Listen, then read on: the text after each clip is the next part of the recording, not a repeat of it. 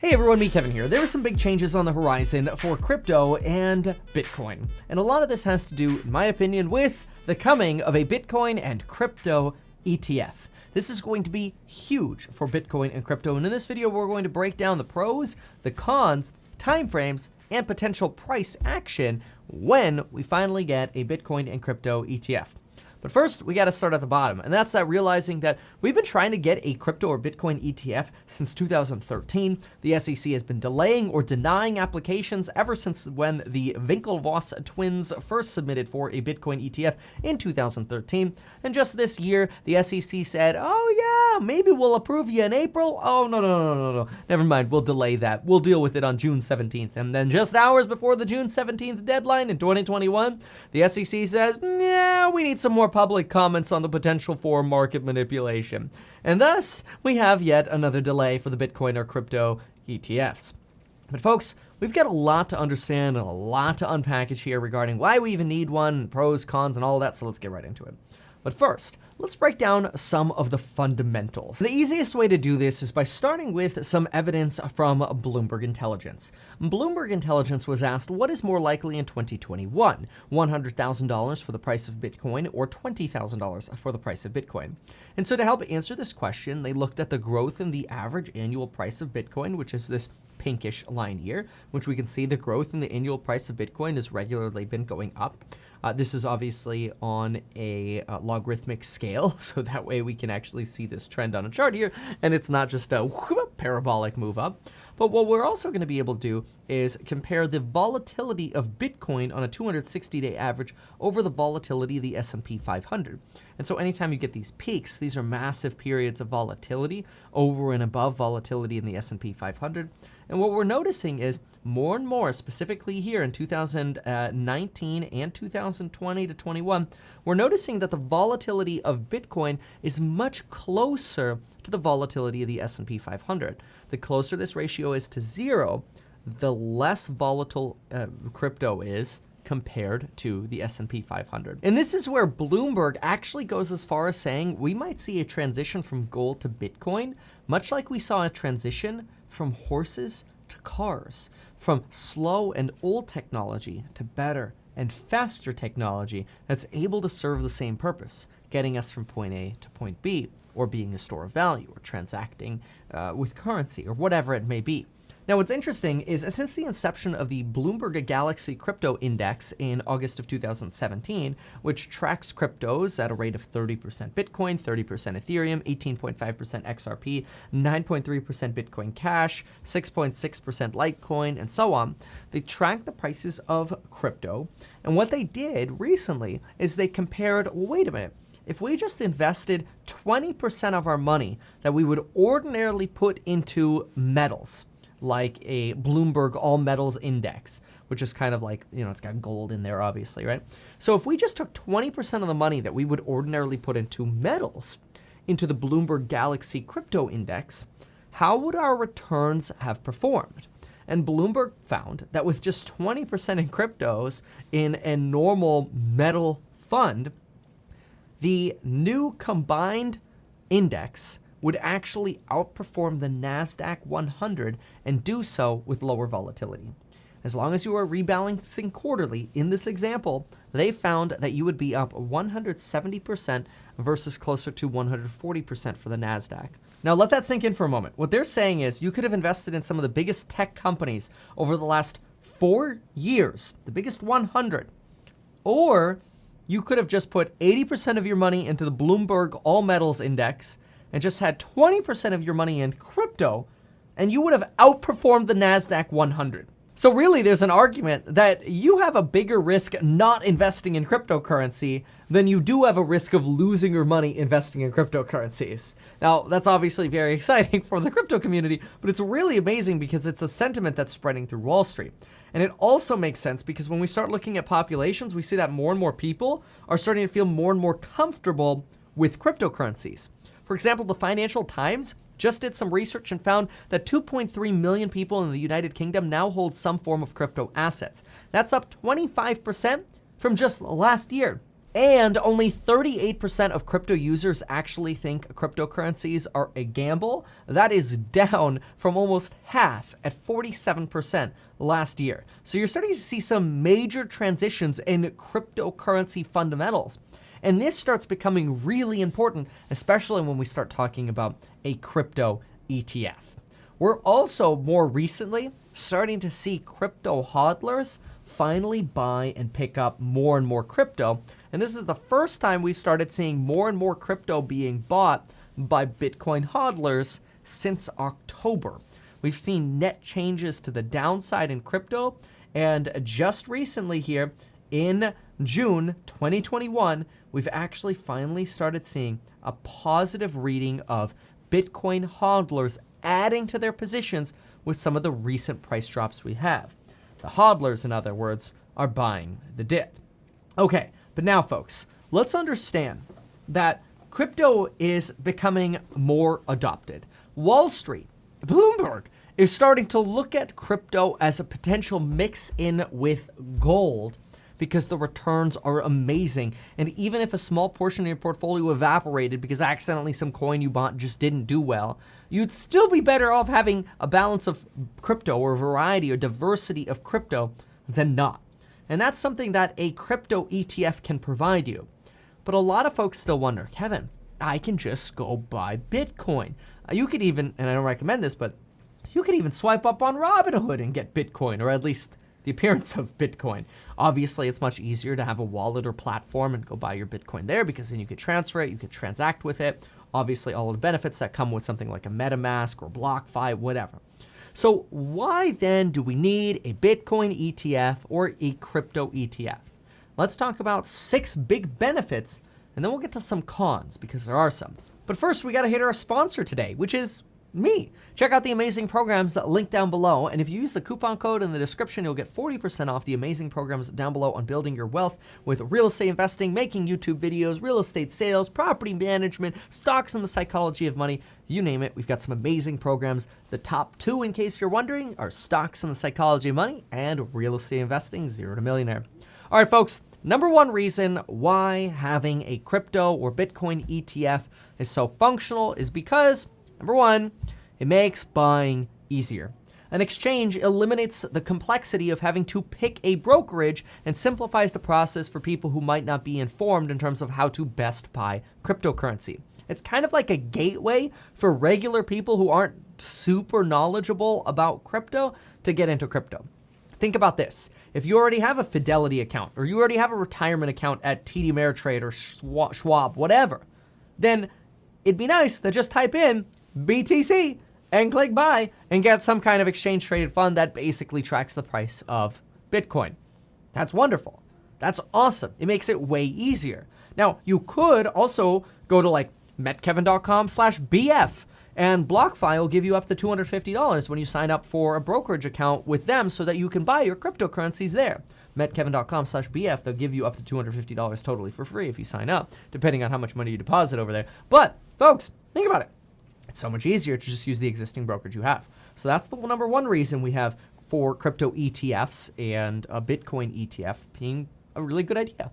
The second benefit is generally people feel somewhat confused in terms of how to safely store their cryptocurrency. With an ETF, the financial company takes liability for this. They could store your Bitcoin in cold storage. They could ensure that Bitcoin or crypto is safe. There are a lot of things that they can do to make sure that on scale, your cryptocurrency is safe. Now, some of you watching this video might be thinking, Kevin, it's easy to store my crypto. Like I can print out the codes for my Bitcoin and then I'm good. That's fine. But for most people are intimidated by the idea of, okay, hot storage versus cold storage. Okay, so one means you're online, one means you're not, and I'm supposed to put all my money on a code and store that, but what if I lose that because there's an earthquake or a fire or something? There's a lot. And so even though it might sound simple for us, for the vast majority of people who first hear about cryptocurrency, they get concerned about safety. Having an ETF removes that concern for those people. Number 3, it also simplifies tax calculations. You know, buy and sell and you make a profit or a gain, it's potentially a lot easier for you to, through your existing brokerage, report your taxes, your gains, and your losses. Number 4, and this is one of the big ones, you could potentially see an inflow, a massive inflow of money and a dramatic price increase for Bitcoin. We saw billions of dollars flood into Canada's first Bitcoin ETF when it was first approved. We just need an American version of that. The 5th neat thing is, if you have an ETF, you can also easily, for everyone, have options trading and simplified short selling. Now, I'm not a big fan of short selling, but I will say, it'd be nice to be able to swipe up on Robinhood and get myself some options on crypto. And if that meant I could swipe up and get some calls on Bitcoin, whew, that'd be something I'd be looking at doing right now. Anyway, and no guarantees. Don't do what I say, because if you lose money, it's ultimately your fault. But anyway, just the thought I had. That's it, not financial advice. Number 6, having a crypto ETF would allow people to buy crypto with margin at any brokerage. Now, I understand that you can already use margin at some brokerages to buy crypto. I understand there are risks and downsides to this, but it's not ubiquitously available. I can't log into JP Morgan where I have a $7 million credit line and just go, hey guys, I want to buy some BTC. It's going to be, no, you got to wire it. And there are wire limits in terms of how much you can wire per day yourself.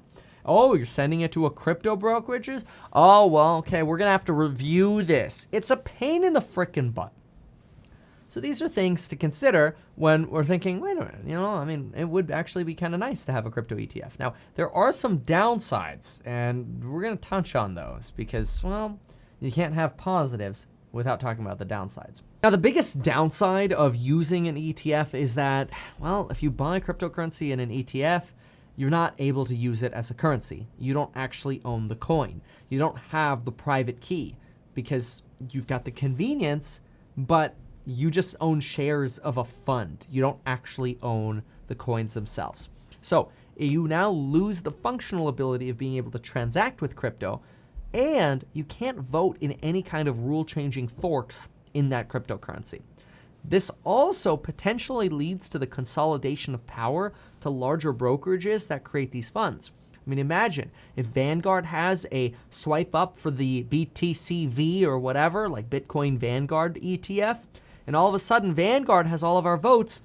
They have a whole lot more power in voting on our behalf because we've put our money into their fund and they have the votes and we don't.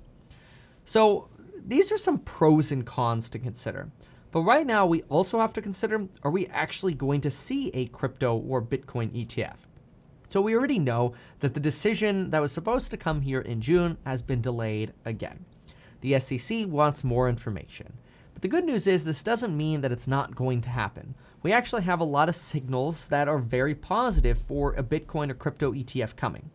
First, it's helpful to know that Gary Gensler, the chairperson of the SEC, the Security and Exchange Commission, is somebody who's actually well known in the blockchain community, and he's an advocate of digital assets. He previously taught a class at MIT on blockchain technologies.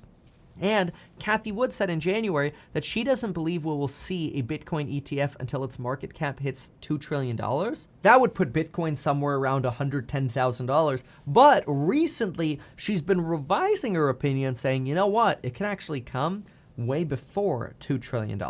So more and more, we're seeing folks start revising their estimates to indicate that probably by the end of 2021 or sometime in 2022, we should expect a Bitcoin and crypto ETF. So for me, I'm kind of marking the calendar for December on and then through 2022 to expect some kind of crypto ETF. Now, what do we think is going to happen between now and then, and what happens when we actually have a crypto ETF? But before we talk about having a crypto ETF, we got to touch on the death cross because we've got some potential problems in the short term that we got to get over. All right, folks, here's a Bitcoin and take a look at some of these technicals.